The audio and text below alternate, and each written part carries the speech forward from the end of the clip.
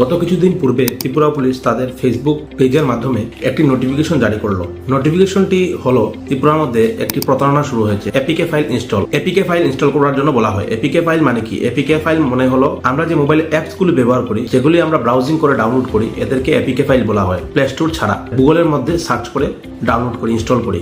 আপনাকে ফোন করে বলা হবে আপনার কেওয়াইসি আপডেট করবার জন্য, লোন বা পুরস্কার পেয়েছেন এমন প্রতারণার কথা বলা হতে পারে, আপনার পার্সেল আটকে গেছে, ব্যাংক অ্যাকাউন্ট ব্লক হয়ে গেছে, এরকম কথা বলে আপনাকে একটা লিঙ্ক পাঠাবে।